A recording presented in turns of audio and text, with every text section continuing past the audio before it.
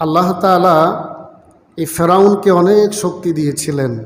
ফেরাউন কি বর্তমানে আছে? নাই। তবে তার দেহটা আছে মিশরের পিরামিডে। আল্লাহ তাআলা ওয়াদা করেছেন, আমি তোমাকে পচাবো না। আমাদের মধ্যে কেউ যদি মারা যায় 72 ঘন্টা পার হওয়ার পরে তার শরীর ফাটা আরম্ভ হয়, পচা আরম্ভ হয়, দুর্গন্ধ বের হয়। আল্লাহ তাআলা বললেন, ফেরাউন আমি তোমাকে পচাবো না, কারণ কিয়ামত পর্যন্ত তুমি নিদর্শন হয়ে থাকবে আর আমার বান্দারা তোমাকে দেখে শিক্ষা অর্জন করবে। আমি আপনাদের খেদমতে যে আয়াতে কারিমা তিলাওয়াত করেছি সূরা দুখানের 29 নম্বর আয়াত 25তম পারা। আল্লাহ রব্বুল আলামিন বলেন, বিসমিল্লাহির রহমানির রহিম, ফামা বাকাত আলাইহিমুস সামাউ ওয়াল আরদু ওয়ামা কানু মুনযিরিন। আসমান ও জমিন তাদের জন্য কাঁদেনি এবং তারা অবকাশপ্রাপ্ত ছিল না। আয়াতের মূল ব্যাখ্যা, মূল আয়াতের সরল অনুবাদ, আসমান জমিন তাদের জন্য কাঁদেনি এবং তাদের জন্য অবকাশও ছিল না। এবার আসেন মূল আয়াতের তাফসীর। এই আয়াতটা নাজিল হয়েছে এই সূরা দুখানের তাফসীর পড়লে আপনি বুঝতে পারবেন যে নবী 900 বছর পর্যন্ত দাওয়াত দিয়েছেন কম বেশি, কিন্তু বেশি মানুষ ইসলাম ধর্ম গ্রহণ করে নাই। ওই যুগের তৎকালীন আমলে বনি ইসরাইলের নবীদেরকে তাদের এই বনি ইসরাইল সম্প্রদায়রা অনেক নবীদেরকে হত্যাও করছে। পড়ে নাউজুবিল্লাহ। নবীদেরকে হত্যা করা আপনি কি মনে করেন কঠিন বিষয় না? এরা এত নির্মম ছিল। এদের জন্য জান্নাত থেকে খাবার আসতো, নাম ছিল মান্না সালোয়া। আল্লাহ পাক বলেছেন, খাবারটা আমি তোমাদেরকে দিতেছি, প্রতিদিন পাঠাবো, তবে তোমরা জমা করবা না এবং জমিনে উচ্ছৃঙ্খলতা সৃষ্টি করবা না। কিন্তু তারা আল্লাহ তাআলার হুকুম মানেন নাই। আল্লাহ পাক আসমানে খাবার বন্ধ করে দিয়েছেন। সেই একটি জাতি, সে একটি কওম বনি ইসরাইল, যারা অসংখ্য নবীদেরকে কষ্ট দিয়েছেন, হত্যা করেছেন। খুবই একটা কঠিন একটা কওম ছিল এই বনি ইসরাইল।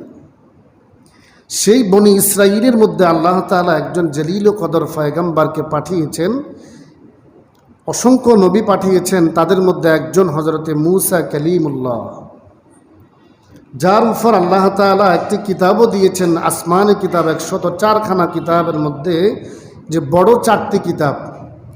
তাওরাত শরীফ যেই নবীর উপর নাজিল হয়েছে তিনি হযরতে মূসা কালিমুল্লাহ।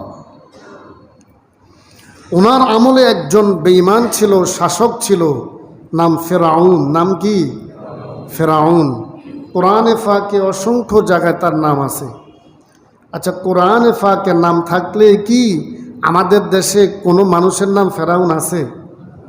অনেকে বলে, হুজুর আমার ছেলে হয়েছে, একটি নাম রাখেন কোরআন শরীফ থেকে। তো এই জন্য কোরআন শরীফে তো অনেক বেঈমানের নাম আছে, রাখা যাবে? কোরআন শরীফে আবু লাহাবের নামও আছে। জি। আচ্ছা ভাই, এজিদ কারো নাম আছে? এজিদ কেন নাই? কারণ ইতিহাসের পাতায় এজিদের মতো পাপিষ্ট আর কেউ নাই। কিন্তু হাসান আছে কি নাই? হুসাইন আছে কি নাই?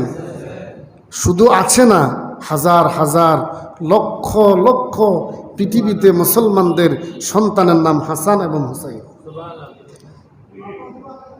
ঠিক না ভাই? একসাথে হাসান হুসাইনকে বলা হয় হাসনাইন। হাসনাইনও অনেকের নাম আছে। মুহতারাম হাজিরিন, আল্লাহ তাআলা এই ফেরাউনকে অনেক শক্তি দিয়েছিলেন। ফেরাউন কি বর্তমানে আছে? নাই। তবে তার দেহটা আছে মিশরের পিরামিডে। আল্লাহ তাআলা ওয়াদা করেছেন, আমি তোমাকে পচাবো না। আমাদের মধ্যে কেউ যদি মারা যায় 72 ঘন্টা পার হওয়ার পরে তার শরীর ফাটা আরম্ভ হয়, পচা আরম্ভ হয়, দুর্গন্ধ বের হয়। আল্লাহ তাআলা বললেন, ফিরআউন, আমি তোমাকে পচাবো না, কারণ কিয়ামত পর্যন্ত তুমি নিদর্শন হয়ে থাকবে আর আমার বান্দারা তোমাকে দেখে শিক্ষা অর্জন করবে। এই জন্য আল্লাহ রাব্বুল আলামিন বলেন, কুল সিরু ফিল আরদ উনজুর কাইফা কানা আকিবাতুল মুকাজ্জিবিন। ও হাবিব, দুনিয়ার মানুষদেরকে জানাইয়া দেন তারা যেন জমিন ভ্রমণ করে, পৃথিবী যেন ভ্রমণ করে, আর যেন তারা একটু দেখে যারা ইসলামকে দিনকে মিথ্যা বলেছিল আমি আল্লাহ তাদের অবস্থা কিভাবে করে তাদেরকে শাস্তি দিয়েছি। ও হাবিব, মানুষদেরকে বলেন তারা দেখুক, উনজুর কাইফা কানা আকিবাতুল মুকাজ্জিবিন, যারা ইসলামকে দিনকে মিথ্যা বলেছিল তাদের অবস্থা কি আমার বান্দারা দেখুক। আলাম তারা কাইফা ফাআলা রাব্বুকা বিআসহাবিল ফিল। আমার নবী মা আমেনার গর্ভে ছিলেন, আর সেই সময়ে খানায় কাবাকে ধ্বংস করার জন্য আব্রাহার বাহিনী আসছিল। তখন খানায় কাবার রক্ষক ছিলেন আমার নবী পাকের দাদা আব্দুল মুত্তালিব। তিনি একা মানুষ কি করবে, আল্লাহর কাছে বললেন, আল্লাহ, তারা আল্লাহর হাবিব দুনিয়াতে আগমন করার আগে তারা ছিলেন হানিফ সম্প্রদায়ের, অর্থাৎ মুক্তি পূজার সাথে তাদের কোনো সম্পর্ক ছিল না। আমার নবীর মা বাবা, আমার নবীর দাদা যান, এবং কি সাইয়েদনা আবু বকর, এরকম কিছু ব্যক্তি পার্সোনালিটি আছে যারা কখনো মুক্তি পূজার সাথে তাদের কোনো সম্পর্ক ছিল না। এদেরকে বলা হয় হানিফ সম্প্রদায়ের লোক। মিল্লাতে আবিকুম ইব্রাহিম, আমাদের মুসলমানদের মিল্লাতের ফিতা তিনি কে? ইব্রাহিম খলিলুল্লাহ। মুআজ্জাজ মুহতারাম, আব্দুল মুত্তালিব বললেন, মাওলা রে, এই ঘরের মালিক তো তুমি, আমি একা কি করব, তবে তোমার জিম্মায় তোমার ঘরকে দিয়ে দিলাম, তুমি হেফাজত করো। তো আল্লাহ তাআলা বেঈমানদেরকে ধ্বংস করার জন্য আল্লাহ পাক ফেরেশতা পাঠাতে হয় না। পবিত্র কোরআনে পাকের 1 নম্বর পারায় আল্লাহ রাব্বুল আলামিন বলেন, ইন্নাল্লাহা লা ইস্তাহয়ি আন ইয়াদরিবা মাসালাম মা বাউদাতান ফামা ফাওকাহা। আল্লাহ তাআলার নিকট, নিশ্চয় আল্লাহ তাআলার নিকট এই পৃথিবীটা, শুধু এই বাংলাদেশ না, এই পৃথিবীটা মাছি কিংবা মশার মতো না, মাছি কিংবা মশার মতো না। আল্লাহ তাআলা যদি এই পৃথিবীটাকে মাছি কিংবা মশার মতো মনে করতেন, একজন বেঈমানকেও এক ডুব পানি পান করার সুযোগ দিতেন না। ওয়ামাল হায়াতুদ দুনিয়া ইল্লা মাতাউল গুরুর। দুনিয়াটা একটা ময়লা টিস্যুর মতো। দুনিয়াটা কি ভাই? একটা ময়লা টিস্যুর মতো। আর দুনিয়াও সিজনুল মুমিনিনা ওয়াল কাফিরুনা ফিল জান্নাহ ওয়া ক্বালা an-নাবিয়্যু আলাইহিমুস সালাতু ওয়াস সালাম। নবীজি বলেছেন, মুমিনের জন্য দুনিয়াটা জেলখানার মতো, আর বেঈমানদের জন্য দুনিয়াটা জান্নাতের মতো। তো আমরা কি দুনিয়াটাকে জান্নাত বানাতে চাই? চান? আমরা আল্লাহর কাছে দোয়া করি, রব্বানা আতিনা ফিদ দুনিয়া হাসানাতাও ওয়া ফিল আখিরাতি হাসানা ওয়া কিনা আযাবান নার। মাওলা রে, দুনিয়াতেও আপনি আমাদেরকে কল্যাণ দান করেন, যে কল্যাণ দ্বারা আমি আখেরাত অর্জন করতে পারি রে মাওলা। আপনি আখেরাতের জীবনও আমার জন্য কল্যাণময় করেন। ও আল্লাহ, জাহান্নামের আগুন আমরা সহ্য করতে পারবো না, আমাদেরকে আপনি জাহান্নাম থেকে পানাহ দান করুন। দোয়া করি কি করি না? করি না ভাই? প্রিয় মুআজ্জাজ মুহতারাম হাজিরিন, সেই ফেরাউন মুসা নবীকে কষ্ট কম দেয় নাই। এই ফেরাউনের জীবনে কখনো হাসি হয় নাই, কখনো জ্বর হয় নাই, কাশি হয় নাই।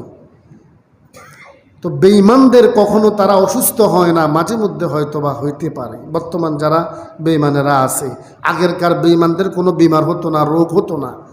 সমস্ত বিমার দিয়া, রোগ দিয়া আল্লাহ পরীক্ষা করে মুমিনদেরকে। কাদেরকে? মুমিনদেরকে। এজন্য হতাশ হওয়া যাবে না। মুসিবত, বিপদ, রোগ ব্যাধি যখন অ্যাটাক করে আমরা হতাশ হব না, সাহায্য চাইব কার কাছে?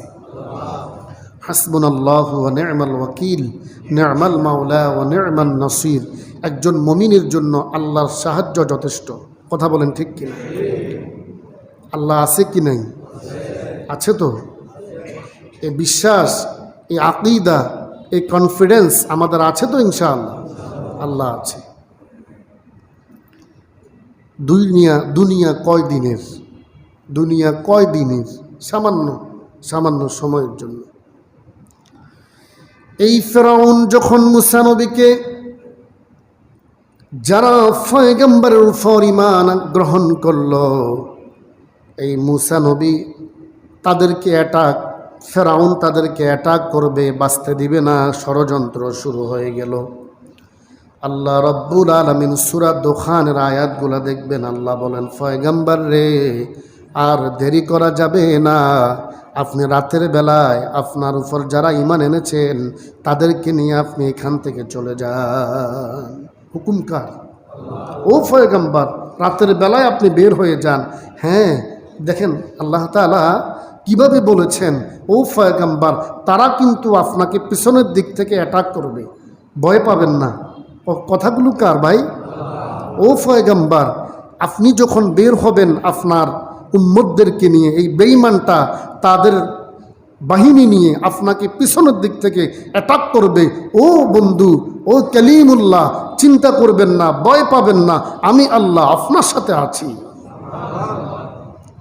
আল্লাহ তাআলা যেভাবে বলেছেন, এই বেঈমানটা পয়গম্বরের লোকদেরকে পিছনের দিক থেকে অ্যাটাক করলেন। আল্লাহ রব্বুল আলামিন যখন নীল নদের সামনে চলে গেল, পয়গম্বর মুসা নবীকে বললেন, পয়গম্বর রে, চিন্তা করবেন না, আপনার হাতে যে লাঠিটা আছে, আপনি লাঠি দ্বারা নীল নদের মধ্যে আঘাত করেন, দেখবেন নীল নদ থেমে যাবে, আর আপনার জন্য আমি আল্লাহর পক্ষ থেকে রাস্তার ব্যবস্থা হয়ে যাবে। এগুলো কি গল্প না কোরআন? রাস্তা হয়ে গেছে। পয়গম্বর ওনার বাহিনীদেরকে নিয়ে চলে গেছেন। এই বেঈমানগুলো যখন সামনে আসলো, কি সুন্দর রাস্তা দেখে তারাও সেখান দিয়ে তাদের বাহিনী নিয়ে আরম্ভ করলেন পয়গম্বরকে অ্যাটাক করার জন্য। আল্লাহ পাক বলেন, ও পয়গম্বর, আপনি লাঠি উঠান। লাঠি যখন উঠানো হলো, আর রাস্তার জায়গা নাই, পানি একাকার হয়ে গেল, বেঈমানটা ডুবা আরম্ভ হয়ে গেল। আল্লাহ রব্বুল আলামিন সেই কথাটা সূরা দুখানের 25 নম্বর আয়াতের মধ্যে বলেন, ফামা বাকাত আলাইহিমুস সামাউ ওয়াল আরদু ওয়ামা কানু মুনযিরিন। ও দুনিয়ার মানুষেরা, তোমরা দেখো, ও পয়গম্বর মুসা কালিমুল্লাহ, আপনিও তাকাইয়া দেখেন, এই বেঈমানগুলো যখন পানির মধ্যে ডুবে যাচ্ছে, তাদের জন্য আসমান কান্দে না, তাদের জন্য জমিন কান্দে না, এবং তাদের জন্য কোনো অবকাশ নাই। মানে হলো, বেঈমান মারা গেলে আসমান তার জন্য কান্দে না, জমিন তার জন্য কান্দে না। ওই বেঈমান মারা গেলে আসমান জমিন খুশি হয়। শুধু আসমান জমিন নয়, আসমান জমিনের অধিবাসী যারা আছে, বেঈমানগুলো মারা গেলে তারাও মনে মনে জবান দ্বারা আলহামদুলিল্লাহ পড়ে। আল্লাহ পাক বলেন, ও কালিমুল্লাহ, হাবিব, এই বেঈমানগুলো যখন পানির মধ্যে ডুবে যাচ্ছে, তাদের জন্য আসমানও কান্দে না, জমিনও কান্দে না, এবং কান্নার মতো তাদের জন্য কেউ থাকে না। মানুষগুলো দিলে দিলে আলহামদুলিল্লাহ পড়ে। এই আয়াতের ব্যাখ্যা হলো, একজন আল্লাহওয়ালা মুমিন যখন মারা যায়, মুমিন মারা যাওয়ার পরে দেখবেন অনেক সময় আল্লাহওয়ালা মানুষ মারা গেলে আসমান থেকে বৃষ্টি হয়। দেখছেন কখনো? অনেক মানুষ মারা গেলে বৃষ্টি হয়। বৃষ্টির দিন না, বৃষ্টির সৃজন না, বৃষ্টি আসার একেবারে কোনো অবস্থায় নাই, তবুও দেখা যায় আল্লাহওয়ালা মানুষ মারা গেলে ওই জায়গাটার মধ্যে হঠাৎ করে আকাশ কালো হয়ে বৃষ্টি নামা আরম্ভ হয়। ব্যাখ্যাকারী মুফাসসির বলেন, এটার ব্যাখ্যা হলো, এটার তাফসীর হলো, আল্লাহওয়ালা মানুষ মারা গেলে তার জন্য আসমান কান্দে, বৃষ্টির মাধ্যমে পড়ুন না সুবহানাল্লাহ। আসমান কান্দে, জমিন কান্দে, গাছপালাগুলো তার জন্য কান্দে, শুধু কান্দে না, সবাই তার জন্য দোয়াও করে সুবহানাল্লাহ। এজন্য ভাই, যত ইবাদত করেন, যত নামাজ পড়েন, যত কিছুই করেন, একটা জিনিস আপনাকে আগে ঠিক করতে হবে। রাসূলুল্লাহ সাল্লাল্লাহু আলাইহি ওয়া আলিহি ওয়াসাল্লাম বলেছেন, ও আমার উম্মতেরা, প্রত্যেক মানুষের একটা হার্ট, একটা কলব থাকে, যেটা বাম দুধের 2 আঙ্গুল নিচে, যাকে লতিফায়ে কলব বলে। যার কলবটা পরিশুদ্ধ, তার অল্প আমল যথেষ্ট। আর কলব যদি অপরিষ্কার হয়, যত আমল করো, এই আমল দ্বারা কখনো নাজাত পাওয়া যাবে না। আগে কলব ঠিক করতে হবে, কথা বলেন ঠিক কিনা? কলব, এই জিনিসটার অনেক দাম। আল্লাহর হাবিব বলেন, পরিশুদ্ধ কলব নিয়ে তুমি কবরে যাইবা। আল্লাহর নবী বলেন, ওয়াকালা রাসূলুল্লাহি সাল্লাল্লাহু আলাইহি ওয়াসাল্লাম, আল কবরু রাউদাতুন মির রিয়াদিল জান্নাহ আও হুফরাতিন মিন হুফারিন নার। আল্লাহর নবী বলেন, একজন মুমিন যখন মারা যায়, তার কবরটা জান্নাতের বাগান হয়ে যায়। আর একজন বেঈমান যখন মারা যায়, তার কবরটা জাহান্নামের গর্ত হয়ে যায়। আমরা কি মুমিন হব না বেঈমান হব? মুমিন যদি হতে হয়, অন্যায়ের কাছে কখনো মাথা নত করা যাবে? অন্যায়কে সাপোর্ট করা যাবে? প্রথমে শক্তি দিয়ে প্রতিহত করো, যদি না পারো জবান দিয়ে করো, যদি না পারো অন্তর দিয়ে ঘৃণা করো। এটা হলো সবচেয়ে দুর্বল ঈমান। কথা বলেন ঠিক কিনা? আল্লাহ রাব্বুল আলামিন আমাদের সকলকে বুঝার এবং মানার, আমল করার, ঈমান নিয়ে, আমল নিয়ে কবরে যাওয়ার তৌফিক দান করুক, আমিন। আমরা যারা বর্তমানে এখানে প্রেজেন্ট আছি, আল্লাহর শপথ করে বলি, এই বসা থেকে আপনার দাঁড়ানোর ক্ষমতা নাই। বসার থেকে দাঁড়ানোর ক্ষমতা। শরীরের মধ্যে অসংখ্য রগ আছে, রগ। একটা রগ যদি আরেকটা রগের উপর উঠে, একটা মানুষ দাঁড়াতে পারে না। একটা পা সোজা করতে পারে না, একটা হাত সোজা করতে পারে না। আল্লাহ তাআলা যদি হঠাৎ করে প্যারালাইসিসটি দিয়ে দেয়, আপনাকে এখান থেকে 3-4 জন ধরে বাসায় নিয়ে যেতে হবে। অতএব আল্লাহ তাআলা বলেন, ওয়া খুলিকাল ইনসানু দাঈফা, অহংকার করার সুযোগ নাই, গর্ব করার সুযোগ নাই। ও বান্দা, আমি তোকে সবচেয়ে দুর্বল করে বানাইছি, সবচেয়ে দুর্বল। খুলিকা মিন মাইন দাফিক ইয়াখরুজু মিন বাইনি সুলবি ওয়াত তারাই। তোর বাবার পৃষ্ঠদেশ থেকে সবেগে নির্গত এক ফোঁটা নাফাক পানি দ্বারা আমি তোকে বানাইছি। কিসের অহংকার? তোর সারা বডিতে নাফাক, প্রসাব লাগলে শরীর নাফাক হয়, তোর সারা বডি নাফাক। কিসের অহংকার? জান্নাতে নাফাকি আসেনি ভাই? আছে। শক্তি, বাঘের বল কয় বছর? 12 বছর থাকবে না। যদি এই শক্তিটাকে যদি দিনের কাজে লাগাতে পারেন, আপনি এন্তেকালের পরে যুগ যুগ ধরে মানুষ আপনাকে স্মরণ করবে। কথা বলেন ঠিক কিনা? আল্লামা জালালউদ্দিন সৈয়ুতি, আল্লামা ডক্টর ইকবাল, আল্লামা জালালউদ্দিন মহল্লি, আল্লামা রুমি, এই সকল মনীষী যারা, তাদের কথাগুলো আলেম ওলামারা তাদের বয়ানের মধ্যে বলে কি বলে না? কারণ কি? আল্লামা শেখ সাদির কথা মানুষ বলে কি বলে না? আল্লামা খাজা কুতুবুদ্দিন বখতিয়ার কাকির কথা মানুষ বলে কি বলে না? বাবা শাহজালালের কথা মানুষ বলে কি বলে না? কেন বলে? তাদের জীবনটা ইসলামের জন্য উৎসর্গ করে গিয়েছেন। এজন্য ইন্তেকালের পরে, মৃত্যুর পরে কিয়ামত পর্যন্ত মানুষ তাদেরকে স্মরণ করবে। আল্লাহ পাক বুঝার এবং মানার, আমল করার তৌফিক দান করুক, আমিন।